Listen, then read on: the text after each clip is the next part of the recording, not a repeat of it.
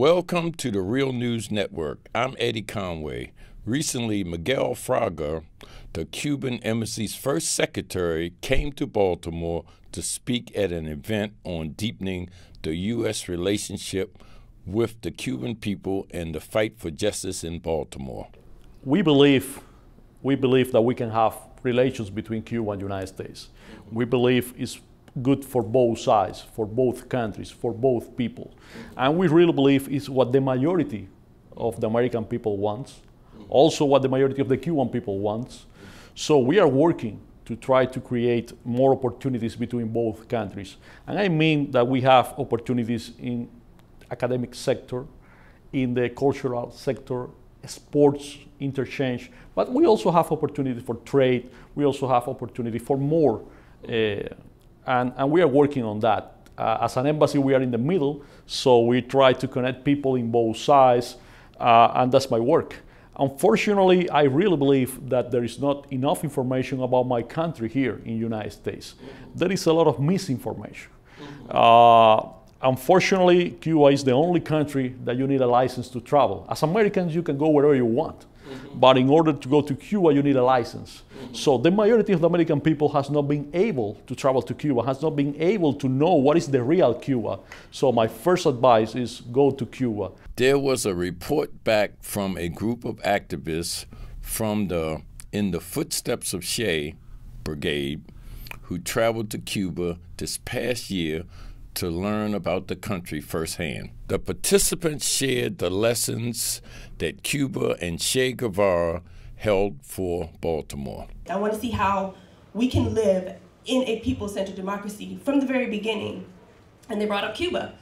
And growing up in Miami, you would think I would know everything about Cuba because it's Miami.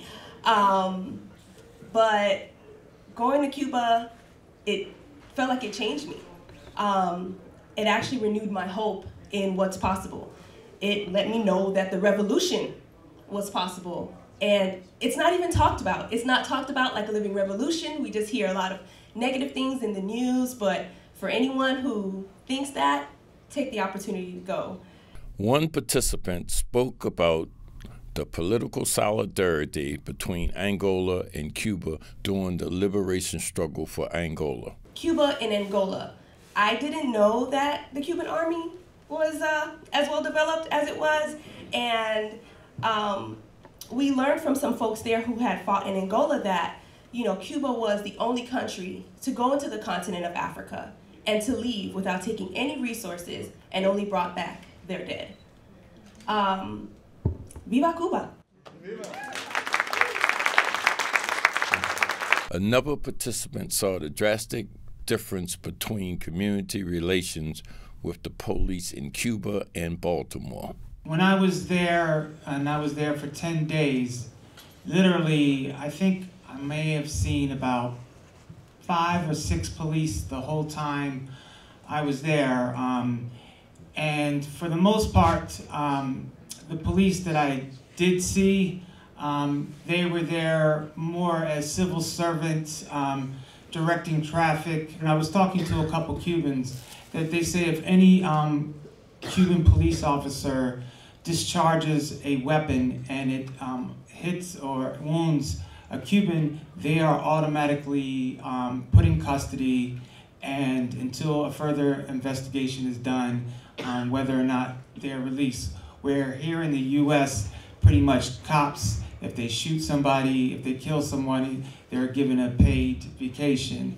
And we have a lot of experience of that here in Baltimore. The Cuban Embassy secretary also spoke about the Latin American School of Medicine and the importance of healthcare in Cuba. We create in the late 90s a school in Havana to train doctors. This happened after 2 hurricanes hit Central American countries, and we send doctors there. We have a long tradition of sending doctors everywhere. Every time that you hear in the news that we send doctors to Venezuela because the oil, I say, why we send doctors to Haiti?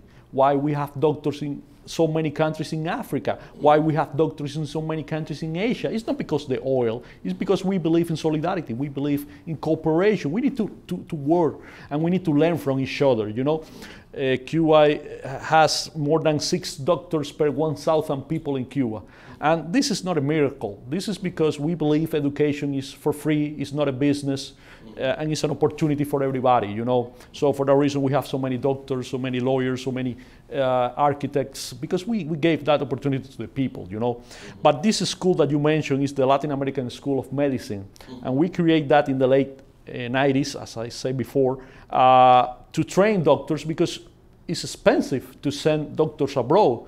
So our goal was to try to have people from those communities that can be able to be doctors and serve the people there.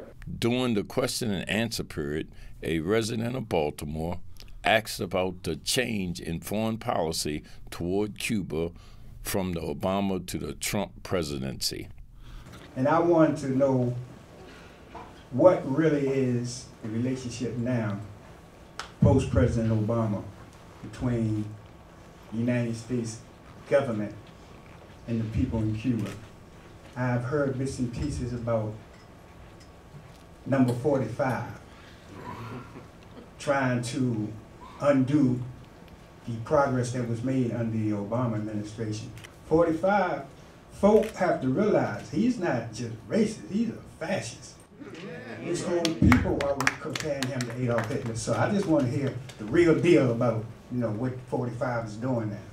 500,000 people, 500,000 people from the United States went to Cuba, which shows you people are really interested in going. And it wasn't just all relatives, a lot of tourists. You know, Trump doesn't like that. So he came out and says, okay, you can't just go to Cuba. People were planning family reunions there. People were going on their honeymoons. People were just traveling there. Can't do that anymore. Now you have to go under the auspices of an educational group. But they haven't totally reverted back to the way it was, say, under the Bush administration, where you could not go at all and where it was illegal to go. So even if they roll it back to where it used to be, where you can't go at all, we will still go to Cuba.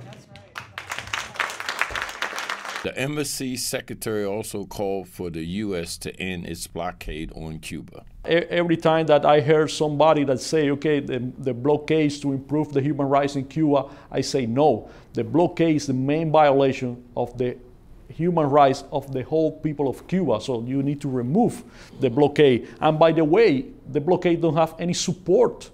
You can see in United Nations, November the 1st, a couple of weeks ago, 181 countries out of 193, so only 2 countries defend the blockade in United Nations, but the whole world is asking. The U.S. and Israel? Exactly, United States and Israel. But the rest of the world is asking to the United States to lift the embargo. So even the U.S. allies are with Cuba. And this is not because solidarity, this is because they know that the blockade is hurting their interests in doing more business with Cuba. So unfortunately, the new administration is going back to the old policy, the policy that has failed in the last 50 years, because the idea of the blockade is regime change. They want to destroy the Cuban Revolution, but they don't accept that the Cuban Revolution is what the majority of the Cuban people wants. The event also focused on the liberation of Cuba from U.S. domination and the 1959 Cuban Revolution that established socialism just 90 miles from the U.S. In 1959, they did something that you can shine over and don't think about. They overthrew the dictator and made a revolution that turned into a socialist revolution. That's number one. That's number one. I think Sis said earlier that the Cuban people proved that it can be done. My advocacy here is to do the same thing in the United States, because we are the ones that will decide what goes on in the world today. You see Cuba before 1959, and you see Cuba right now, and you're going to see that it's not a perfect society. It's not a perfect country, but it's a country with equal opportunities for everybody. It's a country that don't believe that healthcare or education are business. It's a country that believes that it's not a matter of gender, race, wealth. It's a matter of you are a human being and you have the same opportunities. So I believe it's about that. And again, we know the difference between the American people and the American government. So we want better relations with the American people. And we believe that is what human beings must do, working together, learn from each other, and we can accomplish a lot.